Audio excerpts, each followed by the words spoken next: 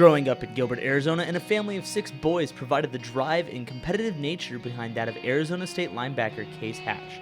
Playing football since he was 8 years old, Case always knew what he wanted to do when he grew up.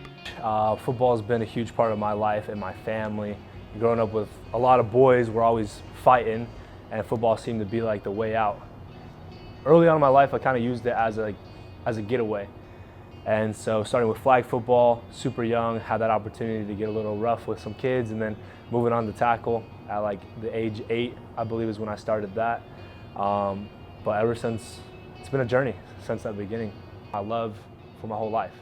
And so to give that up for 2 years to go serve a mission for my church was the toughest thing I had to do. But because they taught me those correct principles, because they were willing to be an example for me,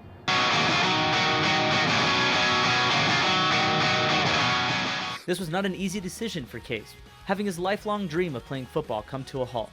But he knew what he was doing was right, and so he left. Working hard every day while in Florida, waking up every morning at 4 a.m. to work out so he can still have the chance to play football again. The early mornings, and then especially through our workouts. Because as I said before, football is a getaway for me. It's not a hard thing I have to do. It's not, oh, I have to go run. It's like, I want to go out there. I want to run. I want to be on this field. I want to be in the weight room. I want to be working out. It's something that I desire. And so this hard work is pushing me to become that man that I want to be in the future.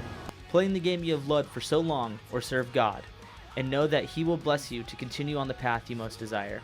Case Hatch has his work cut out for him coming into this next season, but he knows that he'll be ready for the challenge, because he has done more challenging things in his life already. Trey Bates, Cronkite Sports.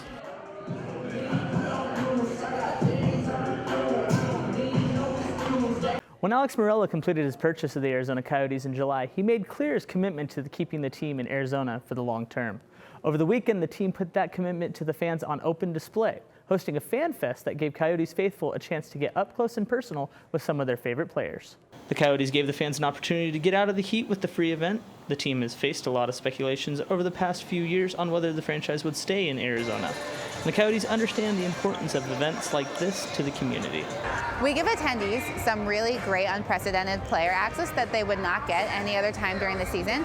We have players signing autographs, taking selfies, playing cornhole, playing NHL 19 video games with fans. So that's really something that we don't really get to offer a lot throughout the season. So that kind of one-on-one interaction and that player part is really unique to this event, and fans love coming for that reason. There were a lot of stations throughout the arena where the Coyotes interacted with the fans, which included face painting, bounce houses, and ring toss. And while the fans in attendance were having fun, so were the players.